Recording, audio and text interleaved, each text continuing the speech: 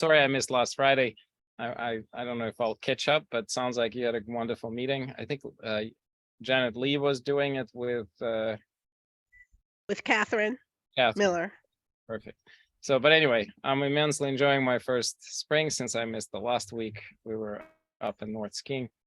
So I have quick update, but you know the drill. If you have questions, put them in the chat.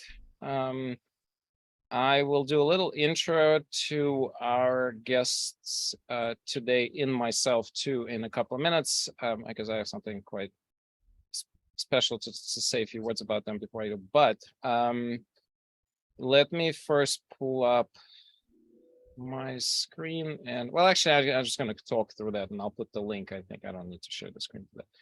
So there's an interesting study that just came out. There's an article about this in NPR, and I think I'll just give you a link to the NPR if you care. So basically saying that the large observational study in UK demonstrated that the risk of post-second COVID, long COVID symptoms is about half, actually about 2.5 times less than after the first, and the average currently for the UK is about 5% after first and about just over 2% for the second COVID. So it's not zero, but it's a lot better. So meaning if you've had COVID once, you did not get chances of long COVID. I think the chances, or even if you have, the chances of developing long COVID after second infection seems to be less. I think one of the things that what I got out of this was my sense already from the type of situations we've been seeing in hundreds in our clinical practice, but it's always nice to have confirmation of what we're observing in a real life from a large population. Of course, this is an observational study. We don't have such a data coming out of the US. The best we have is the study that I presented from Washington University by Dr. Zayed El-Ali, which basically just looked at, the kind of the risks between the first and second infection. They didn't really necessarily look for continuous post-COVID, long COVID syndrome in that population, but nonetheless, it's probably the best data we have. Both of those studies are listed in the link I just put in. And that is all from my end for the COVID update today. Yeah, so I guess let's do questions. COVID question: is the new variant coming out of India and the USA? Not that I'm aware of. I think there was a discussion about this a few weeks ago. I have not heard anything newer than that. Benita, if you have a link you want to post about what you're seeing, by all means. If there's something, it could have been something I missed because again, I was skiing for a week, so forgive me if I have not caught up. Apparently, I have not caught up with this Pentagon security leak from the Minecraft community. So I need to catch up apparently, which is a good thing, I guess. Vacation went well. So any other questions?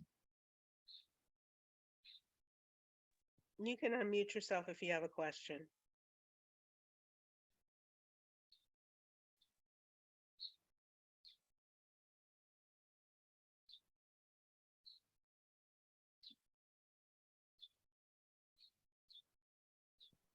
Misha, it looks like there are no questions. No questions. So, okay, well, that's great. That gives Dr. Golden, Yuval Ron more time. So it's my personal special pleasure to introduce them.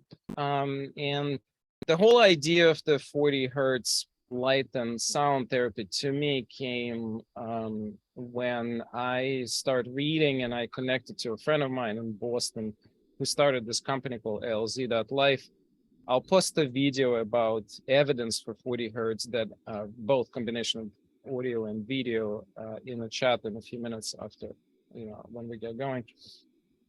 And so we developed an app that we now apply to every single patient of Alzheimer's disease, and we're about to publish I think I can disclose it since the study has been already submitted and it hasn't been accepted, but they ask us for edits, and we're seeing about 60% improvement continues in patients with Alzheimer's. So actual improvement of cognition. We're not talking stability. We're actually talking about improvement.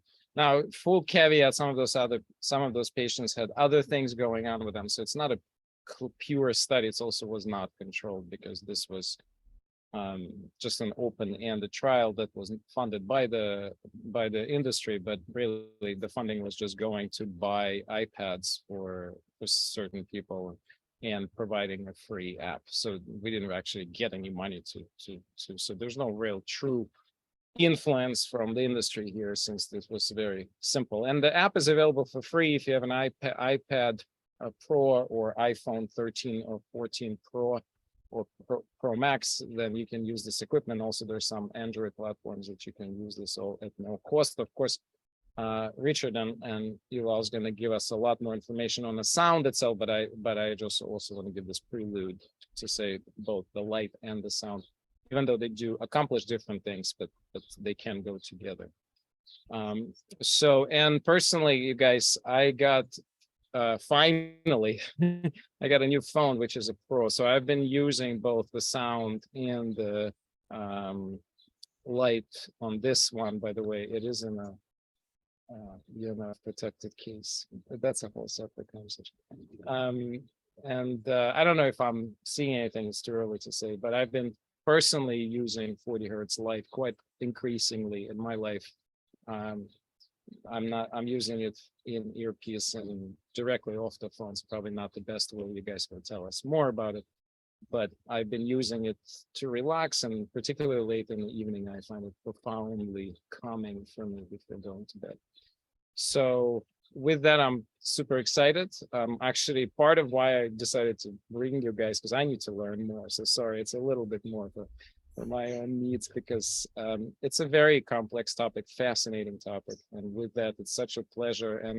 And also, I've been following Yuval Ron's work for quite some time through some of our Sufi circles. So we've been known each other for quite some time. So with that, thank you so much. And you guys have a full almost 50 minutes that you can spend however you see fit between the mindfulness practice and just telling us about the science and what you've done.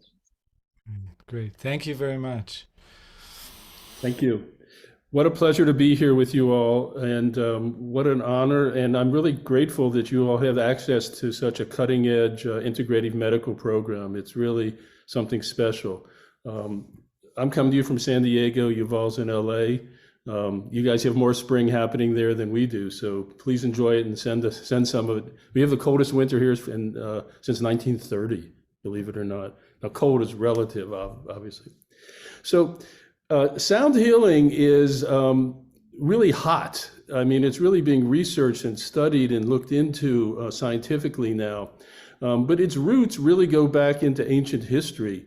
In our Western traditions, there's sound healing. One of the most important people whose lineage extends from the Old Testament to the New Testament, King David, was a sound healer. He wasn't born into royalty or anything like that. He was just a shepherd, tending sheep in the hills of Judea. And he was called into the court because he was known to play the lute so beautifully that it was just known around. I guess the sheep gossiped about him. And he was called into the court to help King Saul, who was having terrible nightmares. One thing led to another, and he became king. That's a biblical story that I won't bore you with, but you probably all heard it. And then his lineage goes all the way into the New Testament. Now, my personal professional field is in Chinese medicine, and interestingly, the character in Chinese for medicine is a complex character. The first part actually refers to herbs and foods, more or less. And the second part refers to music, happiness, and delight. And so we see that it's not an add-on into Chinese medicine, but from the beginning, actually in the Yellow Emperor's classic, the Nuanjing, this is already mentioned. In fact, each of the elements is assigned a tone can be used. And so the energy of sound was from the beginning part of Chinese medicine, way before even the use of the needles and the techniques that we have. So this is something really important. Now, through the centuries, empirically, it was known to have effect, to be to help change mood and actually relieve human suffering. Now, science has entered, and neuroscience is actually one of the more recent additions to our scientific approach. And in fact, an important part of our understanding of the brain in meditation, the brain waves, only dates from the 1970s. So this is a really recent way we're exploring how the brain works. Most of the information we've seen in previous years about the brain waves in meditation start from beta, which is where I'm talking to you at and where you're listening to me at. It's a very active state of mind. When we use Hz, that's hertz, that's the beats per second. And so we're between 13 and 39 hertz right now. I'm talking, you're listening. We're probably fairly focused, hopefully. And then as we begin to lower those hertz, we go into alpha, which is going to be a more close to a meditative state, and you're much more alert. Your creativity is going to be going up. And then we go down to 4 to 7 hertz into theta.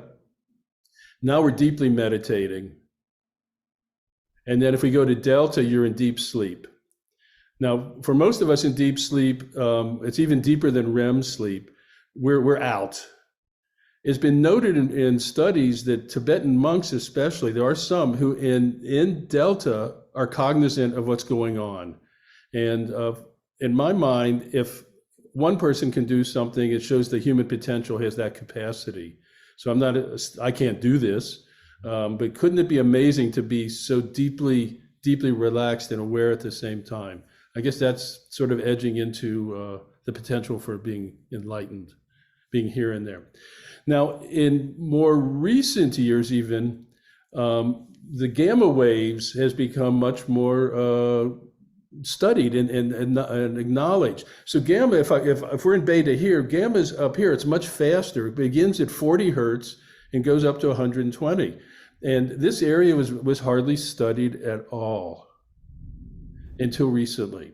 Because now with neuroscience techniques and especially functional MRIs, we recognize that this is one of the crucial ways the neurons of the brain communicate. And even though gamma is a fairly wide range of brain activity, they've narrowed in that 40 hertz, not 41 and not 39, is the sweet spot. This is where the neurons of the brain are communicating most effectively. And conversely, in cases of dementia and Alzheimer's and cognitive decline, there's a deficiency of 40 hertz activity. Now, there's sort of metaphysical things about gamma that I find interesting, and I don't know how we really can study it at this point. But where there's immediate cognition between you and someone far away, someone you haven't thought about, you think about them and you open up your phone and there's an email from them or a call. This might be a place where psychics and intuitives tap into more readily. It might be the place that shamans go when they time travel. So there's tremendous potential physical and metaphysical and scientific possibilities in this range. And when Yuval and I became aware of this, our eyes lit up. Now we've worked together for 13 years now in creating music primarily for healing and meditation, where we're using the ancient wisdom traditions and modern neuroscience to create sound. And our emphasis has been on meditation, where we use what's known as brain entrainment. And this is an incredibly important and valuable tool to understand, which is if you're feeding information into the brain at a certain hertz level, beats per minute, the brain will begin to accommodate and cycle with that stimuli. So this is a tremendous potential aid to meditative awareness, meditative consciousness, the ability to explore the deeper potential that we have as human beings to be fully conscious. And we've been producing music like this, beautiful music with themes by extraordinary musicians, and had tremendous positive feedback around it from around the globe.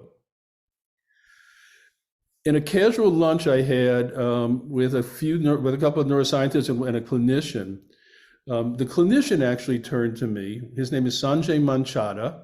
He's not famous or anything, but he's brilliant. And he said to me, "Have you looked into 40 hertz?" And I said, "This is something that's never crossed our mind." In fact, most of the charts you see about brain waves, gamma is not even necessarily, until recently, even identified or specified. And so I started researching and I brought it to Yuval, and Yuval's genius just lit up too. Because what we realized in the research that we were seeing, it was either clicking sounds, blinking lights, and it was not necessarily, and it was done in therapeutic environments primarily. Or especially there's like bicycle helmets with infrared lights flashing. These are really extraordinary tools, but we thought, why can't we include 40 hertz brain entrainment in beautiful music? Why can't we democratize it? Why can't we take it out of the lab or out of the clinic and bring it into people's everyday life where they can use this kind of brain entrainment to enhance their well-being? And this is really, the potential's there because we see from controlled studies and some empirical studies that cognition improves. With functional MRIs, we see the brains communicating better. The linking of memories is enhanced. Creativity is enhanced. Now, a lot of the research is being done with people or clinical studies that are people already in decline. But there's tremendous potential to ward that off using sound healing. And so we like to both spread our beautiful music, because you're going to hear, we've given you the opportunity to download our music, some of our music, to see how we can spread this to stop what's really become an epidemic of cognitive decline.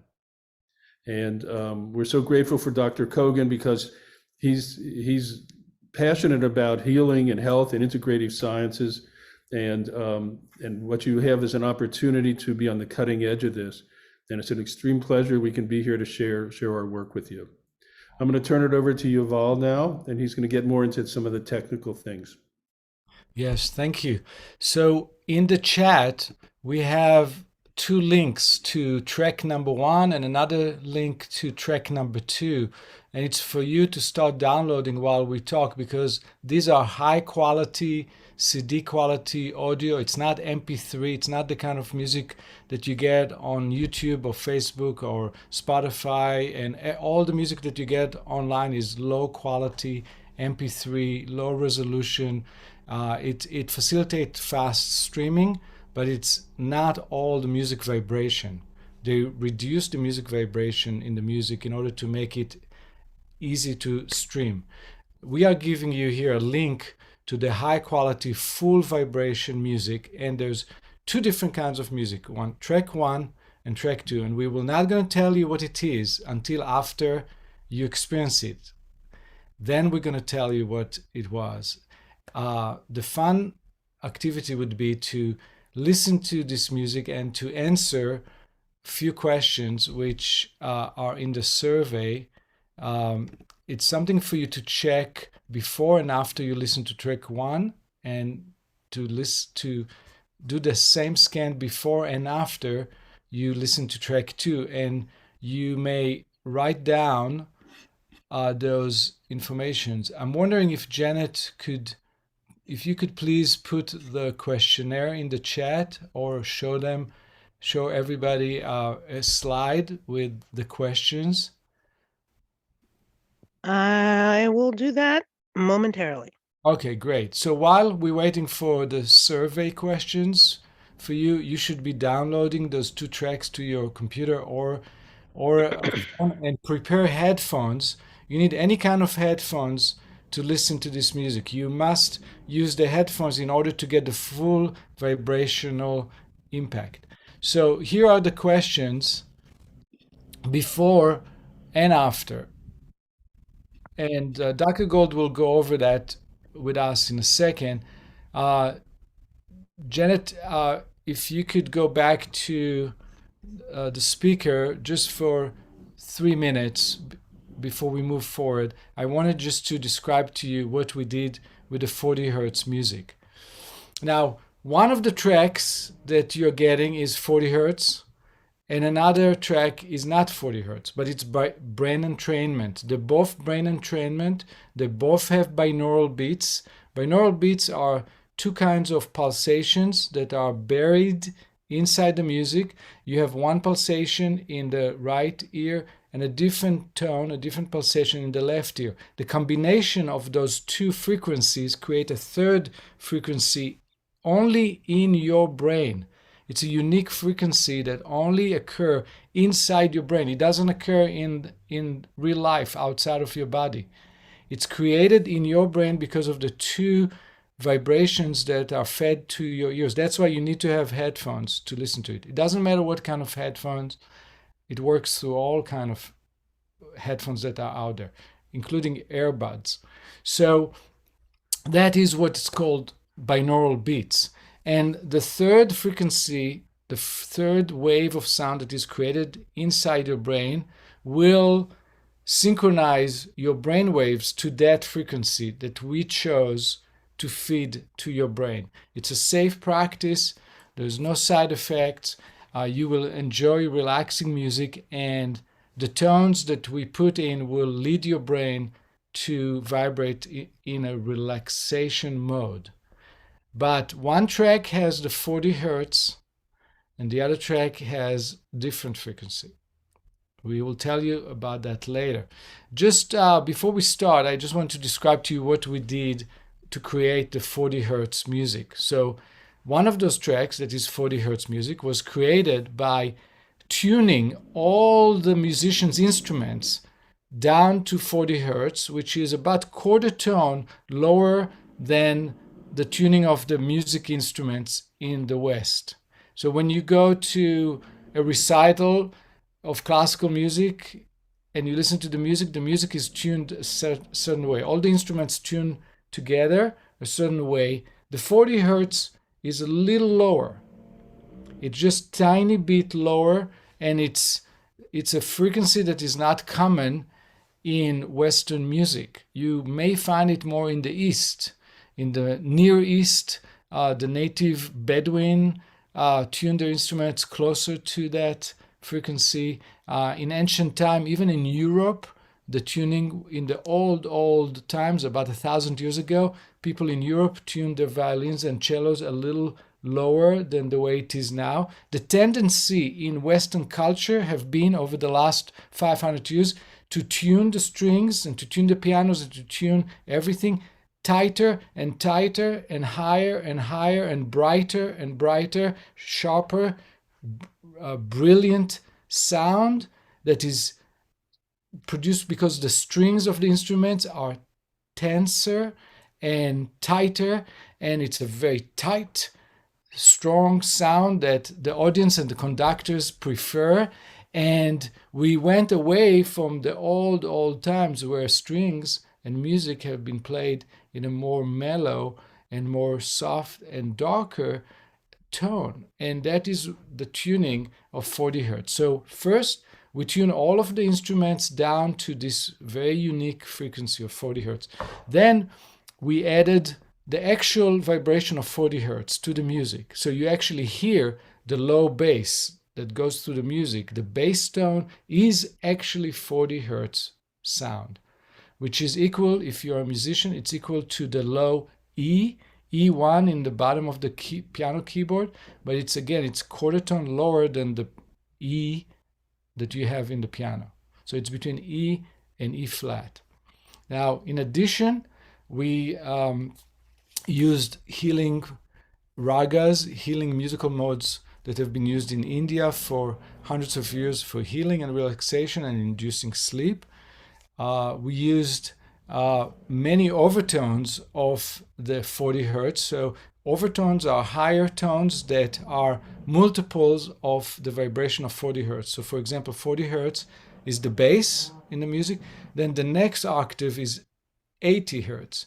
And the next octave is 160 hertz, and so on. So we use many of those multiples, which are part of the sound of 40 hertz. It's like subdivisions of the tone that is very important, 40 hertz, but it enriches that tone. In addition, we put the subliminal binaural beats tones that I spoke about earlier, which yield 40 hertz. And so we have what we call the triple strength 40 hertz, because you've got 40 hertz from the instruments, you got 40 hertz from the bass notes and the multiple subdivisions, and you have 40 hertz coming from the binaural beats, the subliminal beats that are pulsating in the headphones. All that leads to 3 different layers of 40 hertz vibrations that is being fed to your brain.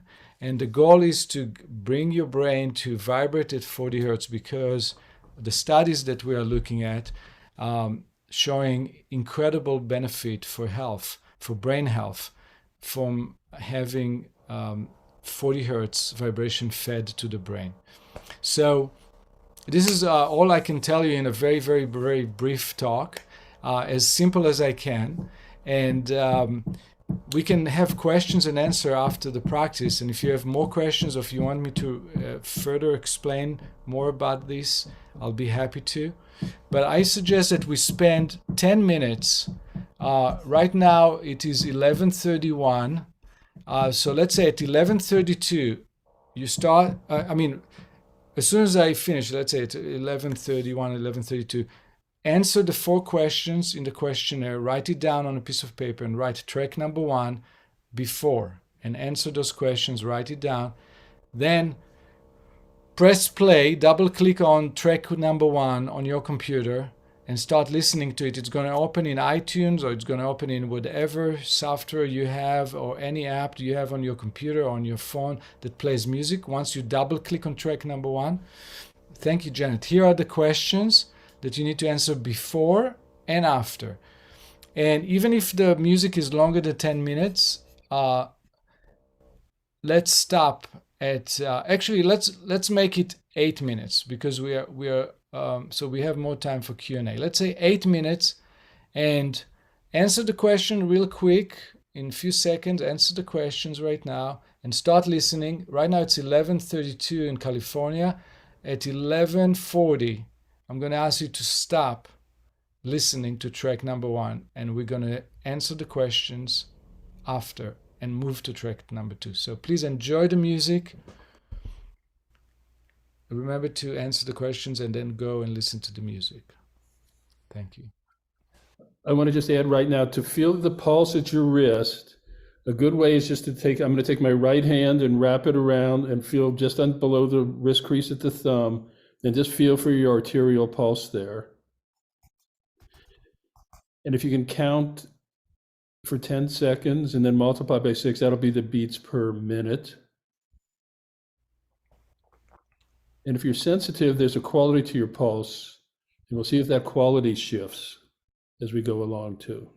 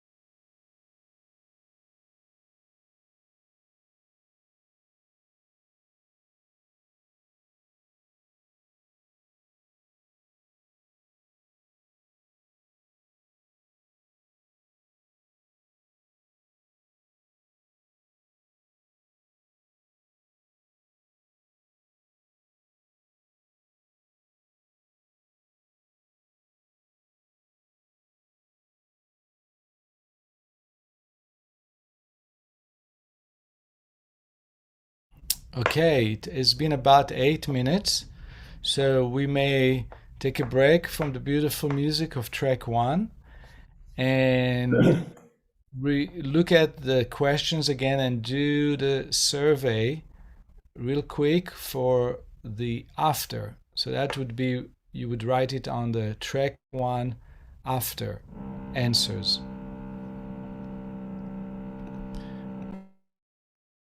We're going to take a minute to do that, and then we're going to go to track number 2 and do the same thing. Answer the questions again, how you feel before listening to track number 2, which would be similar to the after of track number 1. You can use the same answers for both. And then start listening to track number 2. We're going to go until 11:50 California time. So at 11:50, we're going to stop with track number 2 and answer the questions. I'm going to put this in the chat in case you're not listening.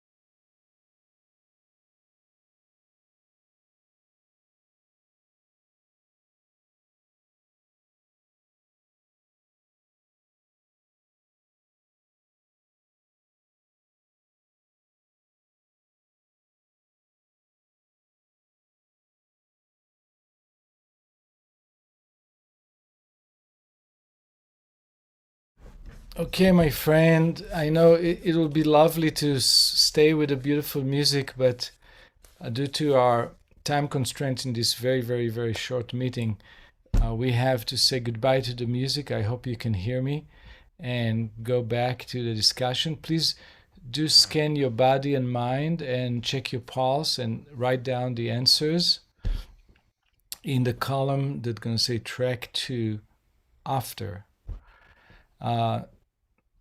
Track 1 after and track 2 before are the same because we did it in succession.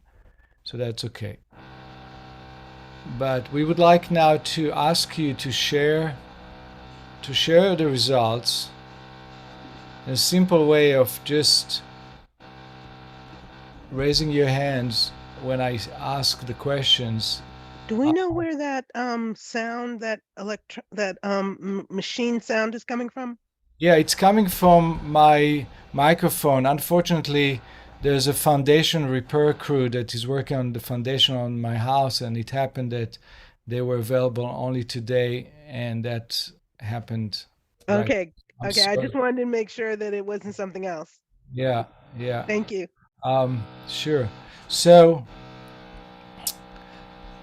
if you could make your camera active so we can see your hands, that would be helpful. And I'd like to ask you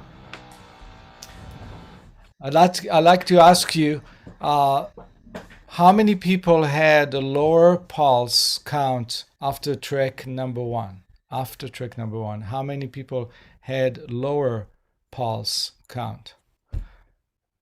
I see 2 hands. So everybody, I see 3 hands. So everybody else had faster pulse after listening to track 1. Is that correct? I don't believe that. Maybe the same. I think maybe they didn't count, maybe they couldn't take their pulse. I think the people who are not really answering this question is because they couldn't find a pulse. So from the people, so let me ask you this. How many people managed to check the pulse before and after track number 1? How many people could do that? 1, 2, 3, 4. Okay, 5 people could do that. Out of the 5 people, how many people had slower pulse after track number 1? Raise your hand.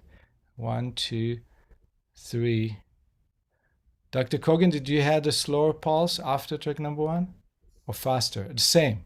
Okay, good. So we had 3 out of 5 had slower tempo. So that, the majority in this group, the majority of the group had slower. Okay. What about all the other questions for track number 1? How many people had more relaxation in the body and mind after listening to track number 1 from the people who could measure it? 1, 2, 3, 4, 5, 6. Okay, 6 people after track number 1. How many people felt less relaxed after listening to track number 1? Nobody. So the people who didn't raise their hands just couldn't measure their level of relaxation or couldn't participate for whatever reason. Okay, but it seems that out of 6 people that participated, 6 people felt more relaxed after track number 1. Let's look at track number 2. Track number 2, look at your list. How many people could check their pulse for track number 2 before and after? 1, 2, 3, 4, 5. Okay, so out of 5 people who participated in the pulse count, how many people had lower pulse after track number 2? 1, 2, 3, 4. 4 people out of 5. And Dr. Kogan, I guess you're so relaxed already that your pulse stays the same. My pulse is always like in Yeah, very good. I have a very low pulse. The nurses, when they check my pulse, sometimes they tell me, "Are you a meditator?" I tell them, "Yes, I teach meditation." Okay, so most of us 4 out of 5 had lower pulse after the second track, and that's a bit more successful than after track number 1, which is interesting, and it actually matches my students in the University of Sufism last quarter when I did this with a larger group. We had 65 people doing this. Okay, let me ask you about the level of relaxation in mind and body after track number 2. How many people felt more relaxed even after track number 2 than before track number 2? Raise your hand. How many people were more relaxed? 1, 2, 3, 4, 5. And okay, so just from this not really scientific but just observational intimate experience that we have here, what we found, and this is matches the experiments that I did with a 65 member group in University of Sufism last semester, is that there's slight more relaxation and lower pulsation after track number 2. And I'll explain to you now. I'm going to reveal what is track number 1 and what is track number 2. Track number 1 was the 40 hertz track, which make your brain go to gamma, which is a high, fast brain vibration that's associated with intuition, inspiration, and also it's the healthy vibration for the brain. It may help prevent cognition issues. It improve blood flow in the brain. That's the first track number 1. So track number 1 is relaxing, but it's really about health of the brain. It's not really meant for deep relaxation and meditation. It's just good for brain health. And maybe we're going to find out later that it's good for invoking intuition and inspiration and spiritual state of consciousness. That's track number 1. Track number 2 took you to delta, which is the deepest, slowest brain vibration ever. You can't have slower brain vibration than delta. You're dead. If your brain goes slower, you're basically dead. But delta is so slow. That's how our brain vibrates when we have very deep sleep with no dreams. That was track number 2. And so it really shows how those 2 tracks they were engineered and created for 2 different purposes. The title of track number 2, the real title that we gave when we released it, it's called Deep Sleep Solution. That's track number 2. That's the original musical title of this music, Deep Sleep Solution. And the name of track number 1 is called Misty Mountain Lullaby, something like that. Misty Mountain. It's kind of pastoral and relaxing, but it's really not taking you down so much. So this has been really interesting. I wanted to share with you a screen and show you where this music coming from. So if you're interested to learn more about it, and if you want to get more music and you want to get the whole album, here is where you can find it. This is, I'm going to put it in the chat in a second. Maybe Jeanette can help me also put it in the chat. This is the website that we created. It's called mettamindfulnessmusic.com. Metta with double T.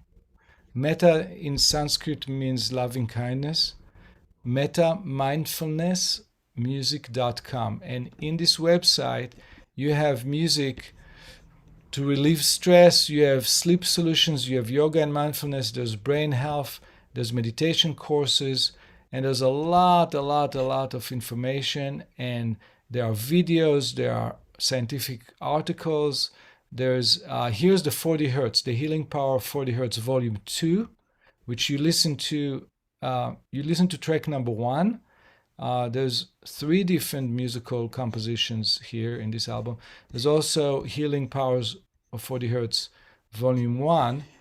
And if you go to Brain Health, I'll show you the other. If you go to the section of Brain Health, beside of the 40 Hertz music, You see there's deep meditation, binaural beats. These are the kind of music that you heard with the delta waves. So there's awaken your intuition, creativity. That's with the low theta wave. There are, you see, deep sleep solution, mid delta wave, and there's others with the low delta. There's all kinds of binaural beats, brainwave music that can help enhance focus, like the alpha waves here enhance focus. There's a whole lot of stuff here, and if you go to Learn, in Learn there's videos, there's testimonial and research. If you go to research, you have links to so many research papers about the music and about how neuroscience and music therapy have discovered interesting facts about how the brain works with music, and these are the studies that we are using to create our music. So we put for you our resources right here in research, and so Metta Mindfulness Music. You can send us an email from the contact page. You can email Dr. Gold, Richard Gold, who's the president of Metta Mindfulness Music. You can reach me through Yuval Ron Music. I'm going to put all that in the chat. And maybe before we go, if you have any questions to Dr. Gold or myself, we'll be happy to entertain. Yeah, Angela had a question that I want to address, but before I do that, I want a couple of things. One is the music you downloaded is yours now. It's not going anywhere. It's not the complete composition.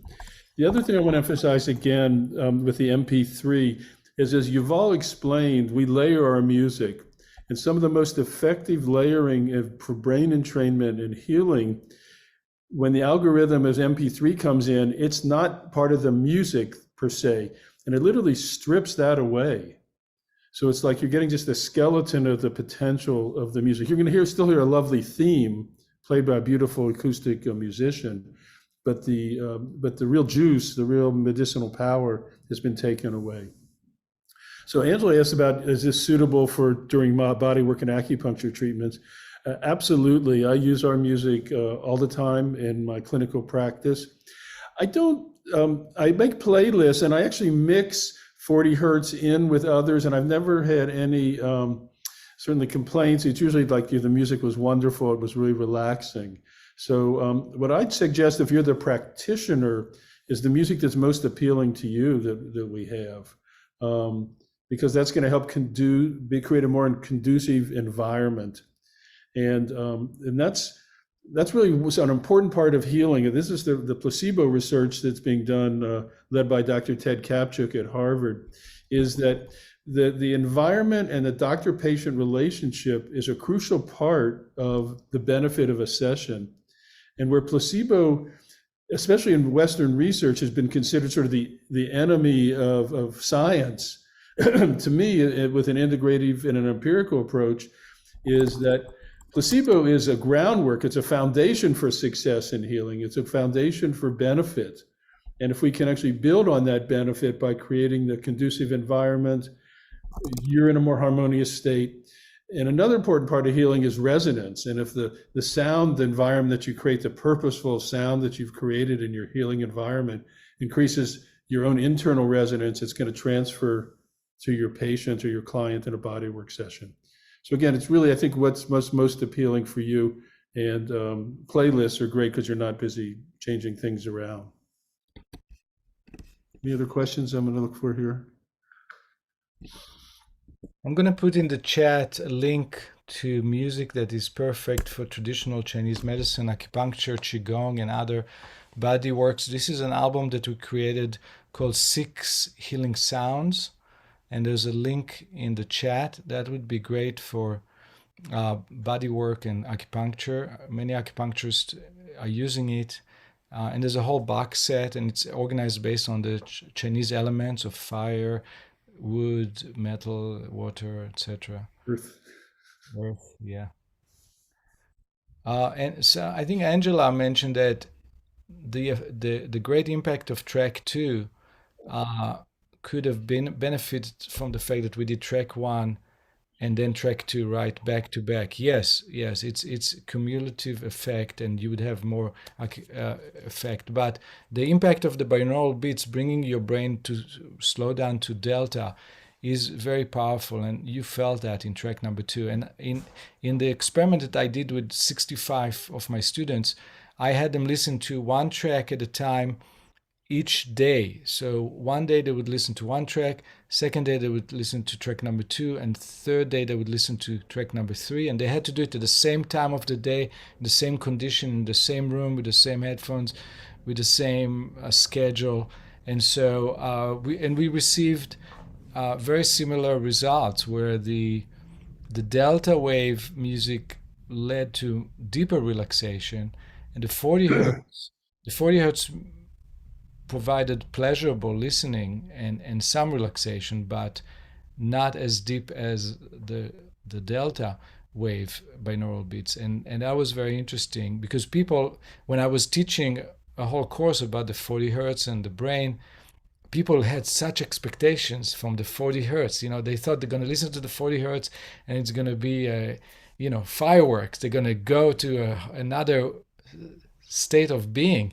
And it didn't. It was just beautiful and relaxing.